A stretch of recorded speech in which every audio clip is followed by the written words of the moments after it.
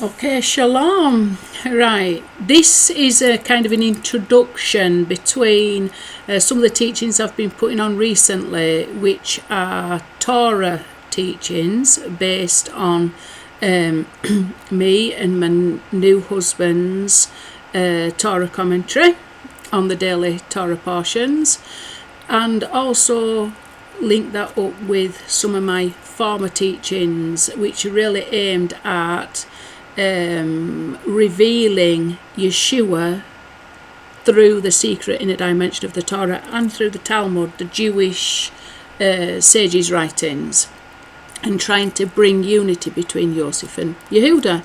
Okay, so there's been some really significant changes since the last time I'm putting on my own videos. The one especially about Serapis and all the videos that I've previously put on. I hope you've been enjoying the Torah commentary between me and my husband, going through the daily Torah. There's some incredible Torah.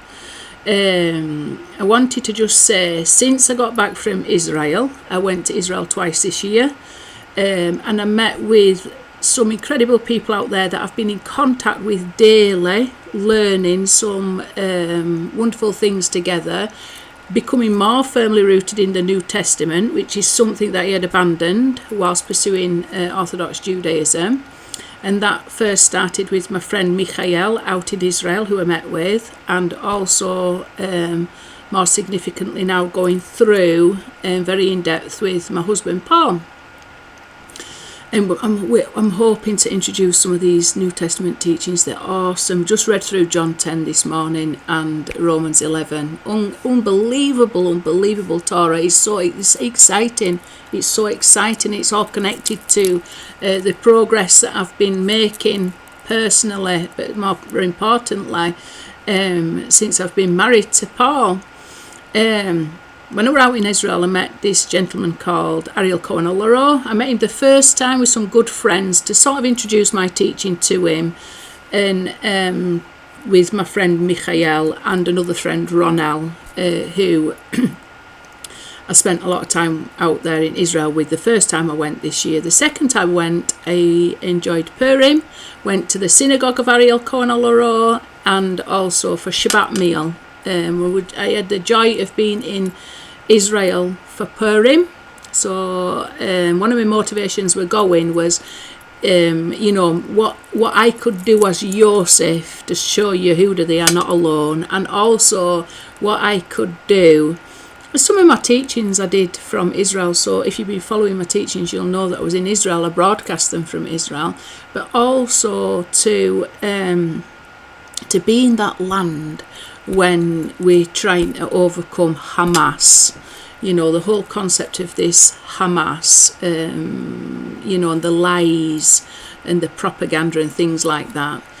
Every aspect of it, whoever's got fingers in that pie, to expose it all, whichever camp they're in, to expose all the evil associated with the Hamas that is been revealed in the land of Israel, to cleanse it for that. So that were a motivation. But I ended up there really significant time, because I ended up there at Purim. So in Purim in Jerusalem as well, it's quite significant, because you're on different days to the rest of Israel apart from some select cities. It was extraordinary. So I went to the shul of Ariel Cohen Olaro on Purim. Got to go for the Shabbat meal, met with his family. It's a completely different experience of meeting him in his own home, because he had an absolutely wonderful wife, a wonderful daughter-in-law, grandkids, and his son was there.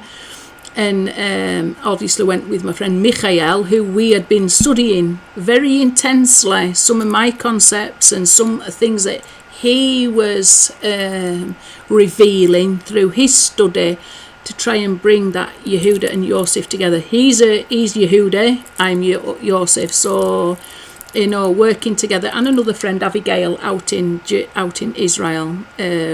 All of us believers in the Torah, all of us believers in Yeshua. Then there's been some developments. I came back from Israel, and very shortly after that, met my husband Paul. I had an inspiration. I woke up very early at dawn, and I was told this is the dawn of a new day. That was very significant to me because, I'd pretty much my entire life had been what you could call night. So I jumped out of bed, not really knowing what to expect, but knowing in the back of my mind it was something to do with the husband, because I've been praying for that. And within hours, totally out of the blue, a friend, a long-standing friend, the friend that introduced me to Torah way back when I used to live on the island of Mull, brought Paul around, and we instantly hit it off. And we got married, and then we've been enjoying our honeymoon period ever since, and seeing what we can do as a married couple now to further the mission of bringing unity between Yosef and Yehuda. Just this week, we were invited to have a meeting through the umbrella organisation of Ariel Cohen Olaros facing each other. He wasn't present for the first meeting, but there were some very, very significant people, like Messianic rabbis in America, that are really wanting to bring unity between Yehuda and Yosef, as passionately as what I am myself, and lots of other people, by the way, and are doing their own work. We're all connected, however, via Ariel Cohen Oloro in some way.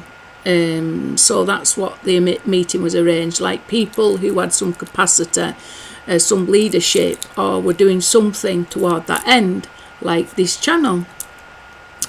So it was very interesting and very humbling. And then there was a second meeting. There was some significant people there. There was this, the person that it really impressed me was, because I just see him as a total and utter living example of Yeshua HaMoshiach, was Canon Andrew White. This was wonderful to be able to talk to him, and he encouraged me. I had other people that encouraged me regarding my teaching and things like that, and it's really made me start to think, to really take this mission seriously and think about ways where Yehuda and Yosef can come together. Since I've met my husband Paul, when I was out in Israel, I was also out in Israel at Easter. Purim and Easter coincided with Ramadan as well. So this is really wonderful for me, because I've also got that desire to see unity between Yisrael and Yishmael. I've done lots of teachings about that. But so I was there for Easter Sunday. I ended up in the Church of the Holy Sepulchre on midnight mass on Easter Sunday. And this is something that honestly was totally out and not expecting. I had no intention. I had no idea it was Easter Sunday. I mean, I had no idea it was Easter Sunday at all. The last time I was in Israel, by the way, the first time I was in Israel, I was there for Christmas Day. I had intended to go though for that time, because I wanted in my head I wanted to reconcile the whole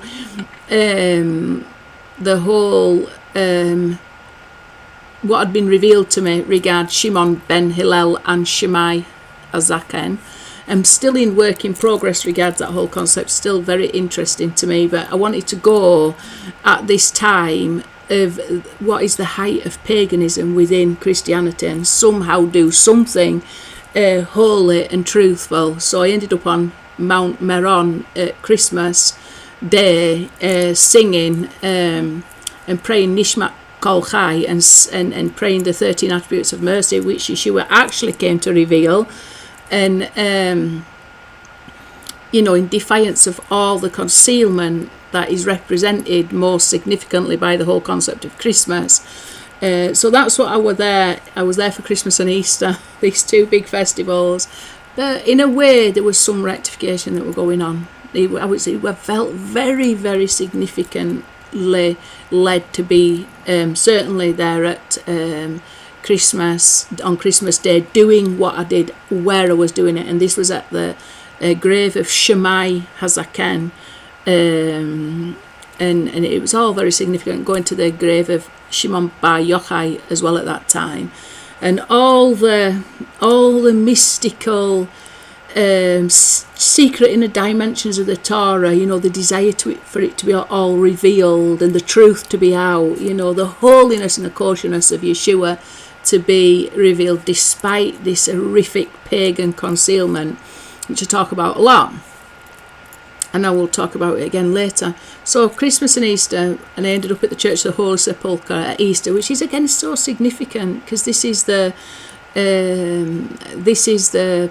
place which is considered probably the most holy place in the entire of the world of Christianity. And there I was reading the daily Torah portion, saying Tehillim in Hebrew, and I was just focusing on the holy name of YHWH. I wasn't there to judge, I wasn't there to condemn, I was there to sanctify that whole experience and that whole time. And really, because I recognise that this is a lot of these people, when you see the nuns and the priests, the very orthodox nuns and priests at the Church of the Holy Sepulchre in Jerusalem, you know that there's a sincerity. You know that despite this facade, the heart of these people are so determined to serve God in truth and humility and through good works. I'm going to get to that concept very soon. I've talked about it a lot, the whole concept of the bones of Yosef representing the good works of Yosef in exile. So I was there, and like I said, I wasn't there to judge, I was just there to experience. I was there to learn, and I was there to, in my own mind, rectify and reconcile the whole of reality back to Torah, the blueprint of Torah, and somewhere, and understand how everything has worked to have to a good end. Why? Because it's worked to accomplish the will of Yeshua as written in the Torah of Moshe, and this will is ultimately only good.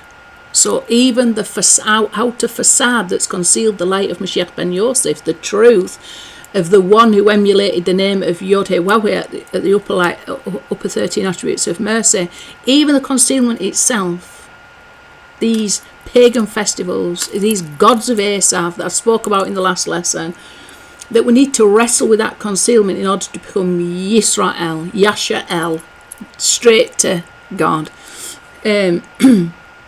These forces have been our work that has created, that they've been part of the work to allow the truth that we have experienced through the anointing of Moshiach, Yeshua HaMoshiach, in our lives, to bring us to life, and all the good works that has been done despite this facade. The facade doesn't nullify the good works that are in that. And so I've been connecting to all these concepts recently. There's loads of Torah teaching that I would like to do, but I just wanted to sort of have something to bridge the gap between what I'm doing now with my husband Paul in terms of Torah teaching straight from the parasha, and the quite complicated concepts that I am doing in my own videos. Okay, so went to this meeting with Ariel Cohen-Alaro, spoke to some incredible people this week, 2 meetings this week, people all over the world, shared my teaching to a certain degree as much as I was able to, shared my passion, shared what I was doing. Like me and my husband started to go to the local churches because I realised, we've got to be in the churches, we've got to be some kind of witness, we've got to see some kind of potential for unity within the house of Yosef. If we're going to go stand and reveal ourselves to Yehuda, there's got to be, next teaching, by the way, is on about the revealing of the holy arm of Yahuwah, which is ultimately the unveiling of Yeshua. And it's all, the gematria is beautiful, the concept is beautiful, but that's for another teaching.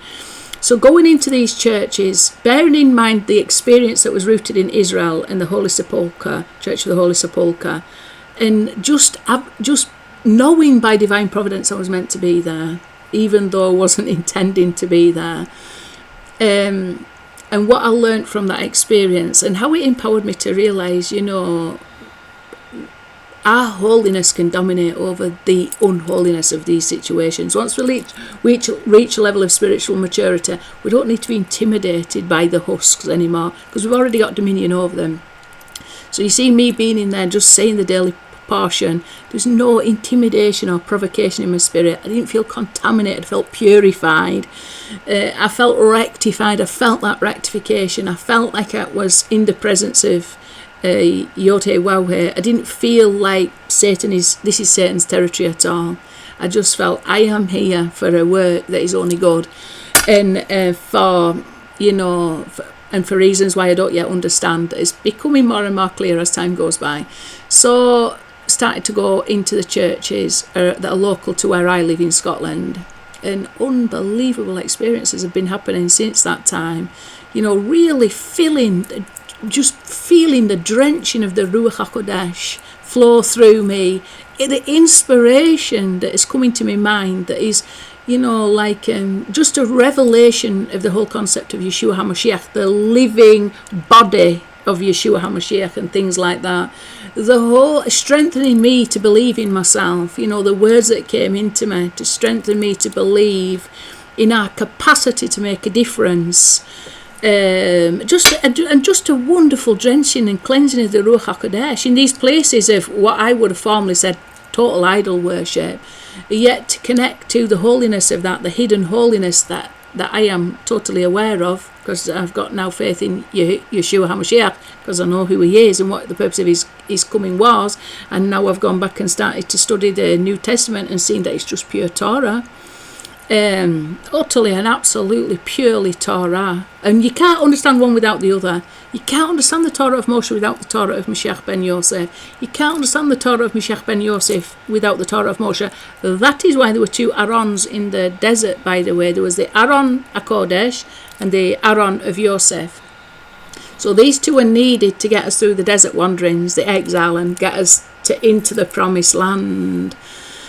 So I've been in just meeting lots of different people, meeting lots of different pastors, sharing the journey that we've been on with people that are probably quite alien to the sorts of experiences that me and my husband Paul have been used to, and also doing a lot of Torah teachings with like Paul's friends, being introduced to some of Paul's friends, and being able to share some of the things that I've been exposed to, being more closely attached to Yehuda, and just seeing how slowly change is happening. People are waking up, people are starting to take notice. So we had this meeting with the people that are associated with Ariel and Ariel Cohen-Olaro, and I got a big inspiration out of it. And really, it's the whole of John 10. That's what I feel is the message that is for now regarding Yosef. I'm going to read this first. I did teachings about the concept of Yosefs Coffin splitting the sea, and the whole concept of the good works that have been done in exile, inspired by Yosef, who is Yeshua HaMashiach, by the way. This whole concept has been, maybe 2 years ago, did some brilliant teachings about the splitting of the sea and Yosefs Coffin. I want to go back to it, however, because I'm starting to understand how significant it is. And this meeting, I expressed what I said in this meeting, and people heard what I said. There was a pastor in America, not a pastor, a big Messianic Jewish guy from America. I'm not too familiar with his name, but I think his name was John Dressler or something like that. And he really encouraged me regarding what I was saying, and what I said was essentially what I'm going to say now regarding Yosefs Coffin. So it says here, I'm just going to read it out. The pasuk in Tehillim 114:3 states, Hayom roeh Vayonos, the sea saw it and fled. This alludes to the miracle of Kriyas Yamsuf, the splitting of the Red Sea, which took place on the 7th day of the first Pesach, during which Klal Yisrael left the servitude of Egypt. The Midrash on Tehillim, which is Sochar Tov 114:3, addresses the issue of what the sea saw that triggered it to split. One of its well-known responses is Arono Shel Yosef Yared Liam. It saw the casket, the Aron of Yosef entering the sea. Okay, the Midrash continues, Amar Kodesh Baruch Hu Yanos Mipne Hanos. It should flee because of the one who fled. So, namely Yosef, who fled from the overtures of Potiphar's wife, as it is stated in Bereshith 39:12. Vayonas vayetze hachutzaah. He fled and went outside.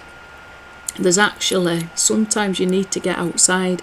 There's Abraham did the same. He went outside and looked up to the sky. Sometimes, even being outside, there's a power involved in that.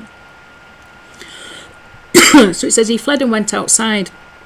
Sometimes we've just got to get outside of ourselves. A similar statement linking the splitting of sea to Yosefs Casket appears in the Midrash Tahuma Sefer Bereshith, Parashah Vayeshev 9.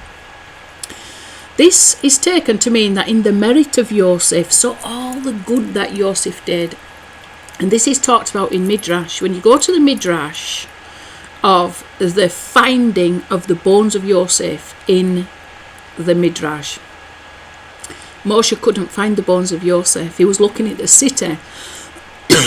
The bones of Yosef were buried in the river Nile and held there by these powers. All the powers of Egypt held them bones there. All the powers of the other side, the full force of Satan that was in the hands of the magicians of Egypt held them bones. Why? Because you see, they bones in Egypt were the reason why Egypt was blessed, on account of the bones of Yosef. That's how significant it is. The bones of Yosef represent the good deeds of Yosef, the merit of Yosef, the work that Yosef did in Egypt that was good.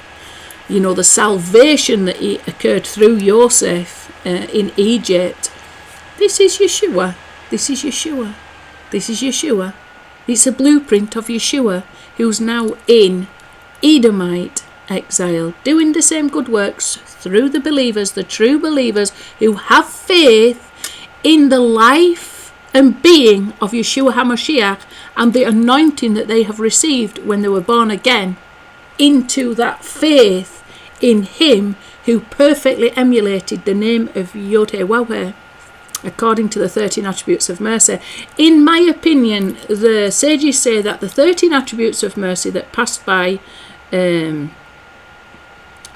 Moshe in the cleft of the rock was really a man, the perfect example of one who perfectly emulated the 13 attributes of mercy. This is Yeshua. You see, he couldn't see him until he'd passed by. We cannot see Moshiach Yeshua, the one who perfectly emulated the name and all the good works that are done in the name, until it passes by. I'm going to read some of John 10, by the way, because it is utterly and absolutely wonderful. Read it today. It just inspires me, brings me to life. And he fled. A similar statement. All right, just wait a minute. Where am I got to now?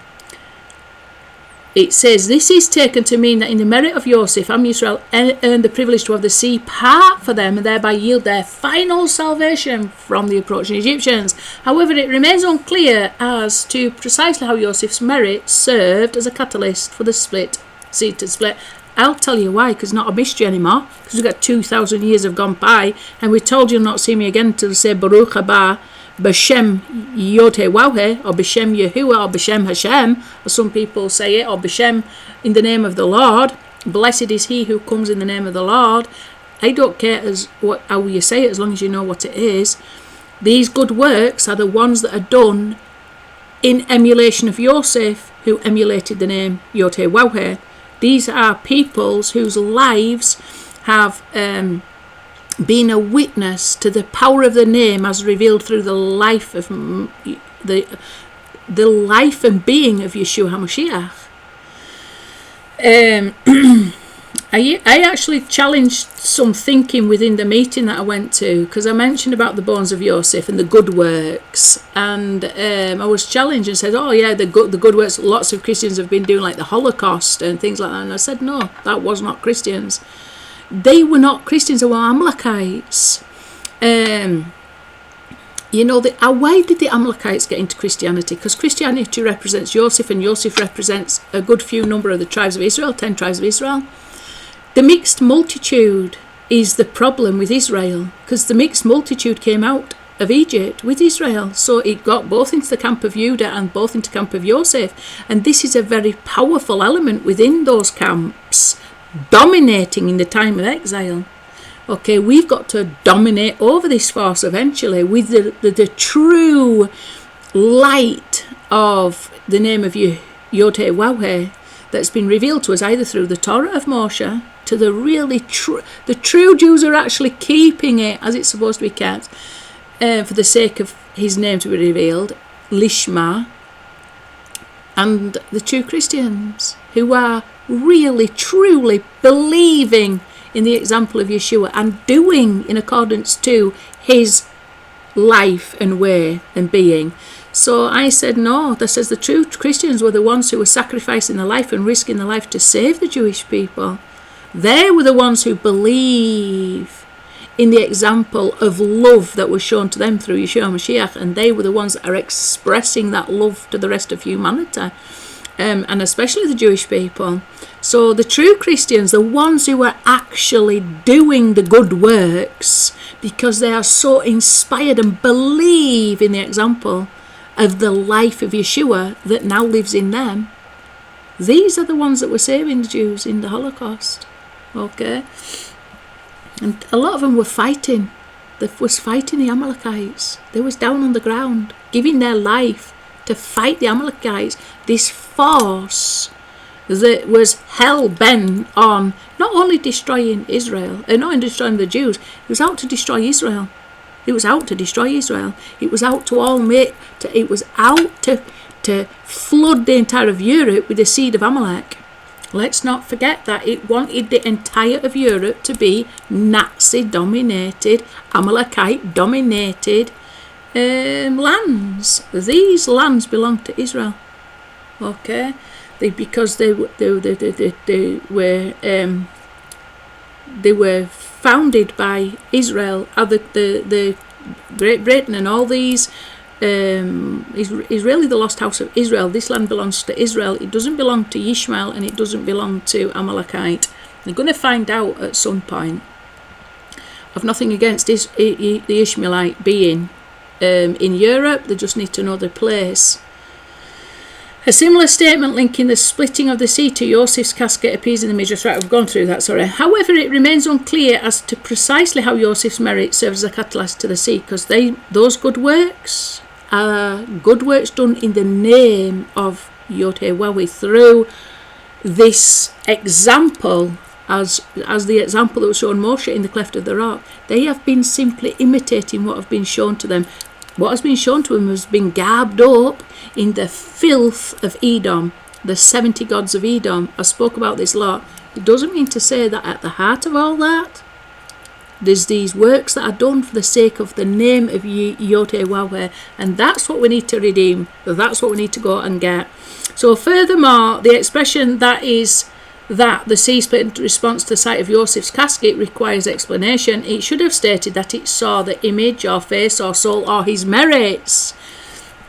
This is interesting because you see my teachings are exposing the casket. They expose the concealment and the perfection of that concealment and the purpose of that concealment and what exactly that concealment is and why we have to face down such a force as what we do. Because, without defeating that evil outer facade, we don't become Yisrael. We don't become Yashael, straight to Elohim.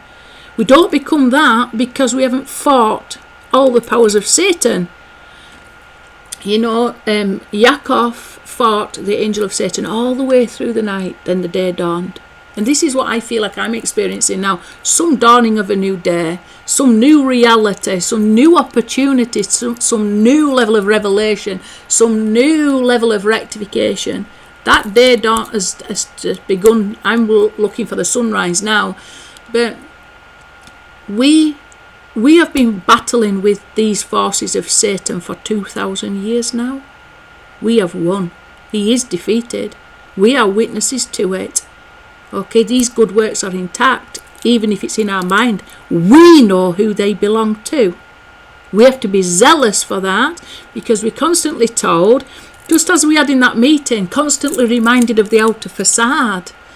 Okay, so the outer façade, the casket itself, causes the splitting of the sea, if you know what it is, not just what's contained within it, the casket itself. So you see, all these things that I've tried to expose through my teaching throughout time, it's starting to make sense now. You're going to be accused of being Amalekites, because the Amalekites are amongst us, because the Erev Rav is amongst us. The Erev Rav is amongst the Jewish people too, okay, and they're doing evil in their camp. So it's not something we're not unfamiliar with. This is the will of YHWH to bring out the Erev Rav. Why? Because Moshe requested, according to the Jewish sages, they requested the Erev Rav be brought out. But with Moshiach, the entire of humanity will be saved, including the Erev Rav, including the pharaohs of this world, including the evil elites.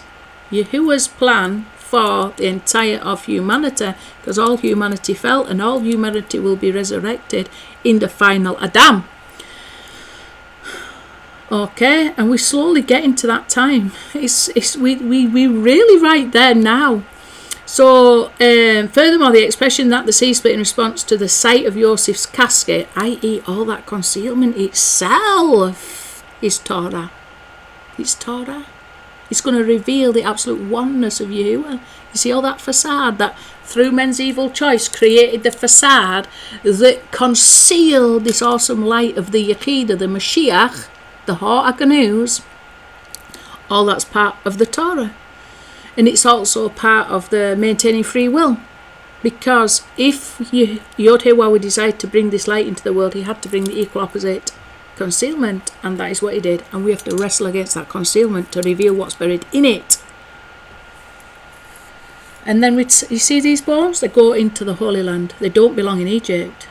They're not Sitra Akra. They're not the other side. These are works of the name of YHWH, and they belong in the Holy Land, and they went into Shechem. In fact, another Midrashic discourse, Bereshith Rabbah 845, simply states, Hayom lo nikra ela bezu koso shel Yosef. The Red Sea split in the Merit of Yosef. So this is everything I've been talking about. These are exciting times. I spoke about these things on the meeting that I had, and I was really encouraged by it. I'm starting to see that we've got to start to encourage people to understand the good works. I just want to read off John 10, because this about explains it all to me. Okay, I'm going to read the whole chapter, because there's the preliminary that's very important. When we get to the works, it says, Verily, verily, I say unto you, he that entereth not by the door into the sheepfold, but climbeth up some other way, the same is a thief and a robber. The door is Yeshua. We can be that door today in reality, because we represent Yeshua. But he that entereth by the door is the shepherd of the sheep. To him the porteth open, and the sheep hear his voice, and he calleth his own sheep by name, and leadeth them out. We are his sheep. To him the porter openeth, the sheep hear his voice, and he calleth his own sheep by name, and leadeth them out. And when he putteth forth his own sheep, he goeth before them, and the sheep follow him. They know his voice. And the stranger will not follow, but will flee from him, for they know not the voice of strangers. This reminds me as well as why Christians can't listen to like the Talmud and the Zohar and the teaching of the Jewish sages. You see, because it doesn't sound like Yeshua. It's not translated into their language that they understand.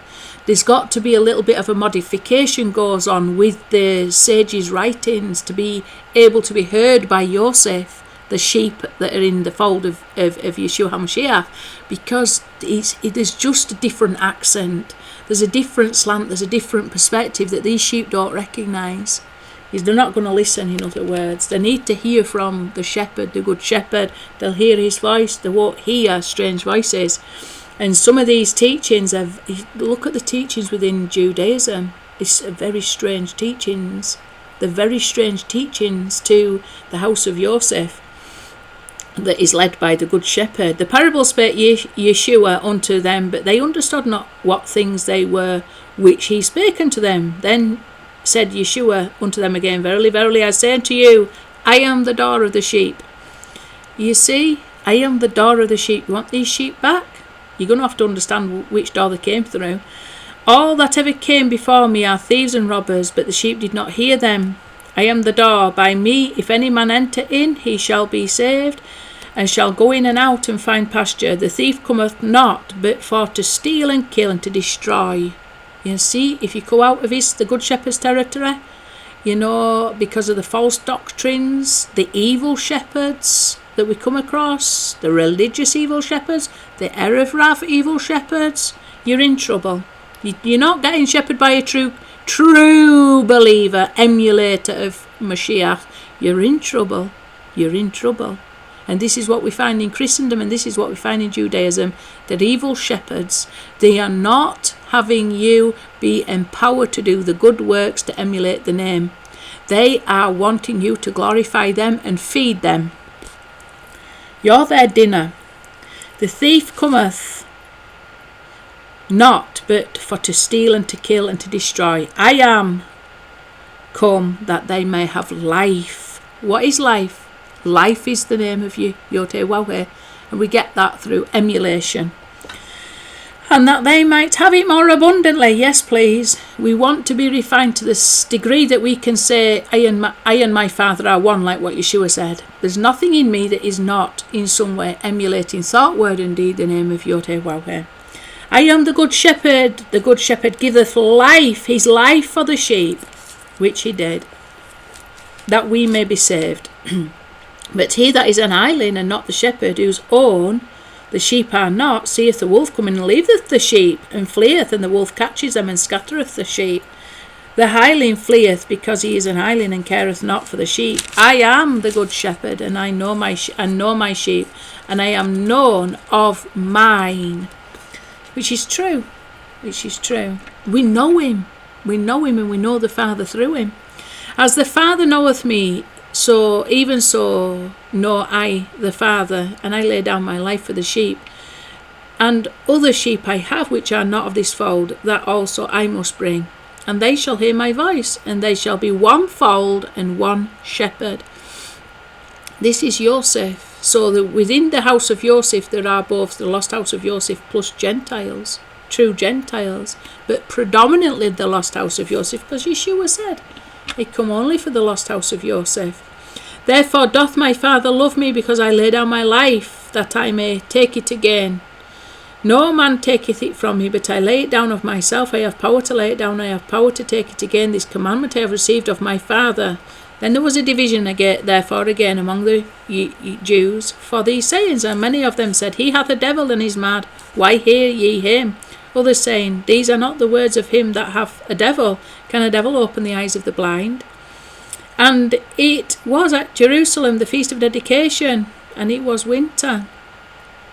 Okay, see, this is Hanukkah, which is wonderful, isn't it? And Yeshua walked in the temple in Solomon's porch. Then came the Jews around. This is it. This what we've just been seeing now. The seed that saw it and split. This is it right here. This is our argument against these forces of evil that conceal this. You see, the bones within has got to speak outside and dominate over the outer casket, if you like. It's not the casket, it's the bones inside that really matter. It says here, the feast of dedication, just wait a minute. Okay, then the Jews about him and said unto him, How long dost thou make us to doubt? If thou be the Christ, tell us plainly. Yeshua answered them, I told you, and ye believe not. The works that I do in my Father's name, they bear witness of me. But ye believe not, because ye are not my sheep. As I said unto you, my sheep hear my voice, and I know them, and they follow me, and I give unto them eternal life, and they shall never perish, neither shall any man pluck them out of my hand. My Father which gave them me is greater than all. No man is able to pluck them out of my Father's hand. I and my Father are one. Echad. I represent that name to such a degree on earth that there's nothing else other than him. There's nothing else other than in thought, word and deed an emulation in some way of the attributes of the name of YHWH, both within the Torah, according to the Torah, and above the letter of the Torah in the life of Yeshua HaMashiach. Then the Jews took up stones again to stone him. Yeshua answered them, many good works have I showed you from my Father. For which of these works do you stone me? The Jews answered him, saying, for a good work we stone thee not. Okay, remember that, because they did stone him. Well, they killed him eventually, but this is the declaration that Jews make. For a good work we stone thee not. We need to get to that stage where they stop killing Moshiach Ben Yosef, killing the revelation of Moshiach Ben Yosef, which they do with absolute fervour and vigour and delight. For a good work we stone thee not. So you see the power of a good work? It's going to stop the Jewish people from stoning that revelation, concealing that revelation, killing the light of Moshiach Ben Yosef, and killing the power of the Mashiach to be revealed in all the world. But for blasphemy, okay, so they stone him not for his good work, but for blasphemy, and it's ignorance. They stone him because they're ignorant. And because that thou, being a man, makest thyself God. Yeshua answered them, is it not written in the Torah, I said ye are gods? Or really it's the Psalms, isn't it? Psalm 8:26. If ye called them gods unto whom the word of God came, and the scripture cannot be broken, say ye of him who the Father hath sanctified, i.e. sanctified to be the one to emulate the name, to be the glory that passed by Moshe in the cleft of the rock.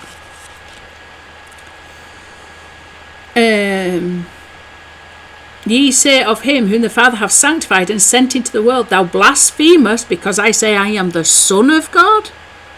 If I do not do the works of my Father, believe me not. But if I do, though ye believe me not, you don't even need to believe in the Mashiach. He's saying here, you don't even need to believe in the Mashiach. Don't want me to be the Mashiach? Okay, it don't matter. Believe the works, that ye may know and believe that the Father, i.e. YHWH, is in me and I in him. You know, when we emulate the name of YHWH, YHWH is only faithful to his own name. He's not faithful to anything else other than that. He's faithful and one with his own name. His name is one. YHWH is one and his name is one. He's faithful with those who represent on earth his name. Yeshua was that perfection of that. He was the firstborn who perfectly emulated his name on earth as it is in heaven. And he built his Elohim, his vessel, up in accordance to that.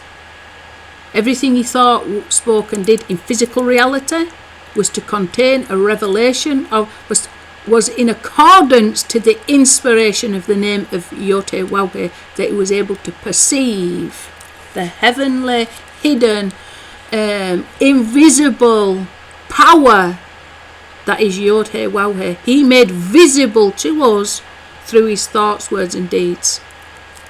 Through Yeshua HaMashiach's thoughts, words and deeds. And we partake of that reality now. So therefore, alright, let me see. If I do not the works of my Father, believe me not. But if I do, though ye believe me not, believe the works, that ye may know and believe that the Father is in me and I in him. Therefore they sought again to take him, but he escaped out of their hand. Why did they want to take him? They wanted to maybe be empowered like these Erev Rav in Egypt, that wanted to keep the bones of Yosef to themselves so they would be empowered to do their evil. Therefore they sought again to take him, but he escaped out of their hand and went again beyond Jordan, into the place where John at first baptized, and he abode there. And many restored unto him, and many resorted unto him, and said, John did no miracle, but all things that John spake of this man were true, and many believed on him there. Okay, so there's probably some mystery that needs to be revealed through that last couple of verses, but that's where I'm at now. The work that I'm doing and the teaching that should come out of that is based on this need to unite Yosef, to unite Yahuwah and Yosef and Yehuda together, and to really understand what is the power that we need to, what do we need to reveal now to get us out of this Edomite exile. We need to reveal, we need to get the bones of Yosef out. We need to get these good works sanctified, okay, and brought over into the promised land, brought over into from Egypt into the promised land, you know, and to be in the realm of the holy, and to be in the realm of what is kosher. They are not just idol worshippers doing idol worship. That's maybe what it looks like on the outside, but we need to see the inner motivation, the inner inspiration, the life of Yahuwah, the life of YHWH, who came in the life of Yeshua, who came in the name of YHWH and perfectly emulated him. And I think with that, I'll say shalom. I hope you stick with these teachings. There are some changes. It's you know, even working with my husband Paul to try and understand things in a way that is more easy to reach a wider audience, because my teachings that I do, I know, are very technical to a lot of people. They involve a lot of sources that, you know, alarm Christians, like Talmud, Zohar, any of the sages' writings. They're quite complicated in terms of gematria and in terms of more of a Judaic interpretation of the Torah. So it's nice for me to try and find a way to speak to people other than people who've been immersed into Torah, and especially the historical teachings of Torah. So this is all new territory to me, but I'm already seeing the benefits of that, and I'm already seeing the fruits of that with the people that I meet, the different people that I meet, able to communicate these very complicated teachings through the New Testament. He's gone before us. Yeshua went before us. He literally spoke these words. They were written down in the book of John. So all these complicated things can be transmitted to people in their own language through the words of the New Testament, which is just complete and total perfection in terms of Torah and the secret inner dimension of the Torah. The New Testament is the secret inner dimension of the Torah. It's what YHWH has been doing in secret for 2,000 years to redeem the house of Yosef and those others beside, through the Good Shepherd, that is Yeshua HaMoshiach. And somehow we've got to unite the two camps now together. Yehuda that represents the body, and Yosef that represents the soul. They need to come together now, the vessel and the light. And with that I will say shalom, shalom.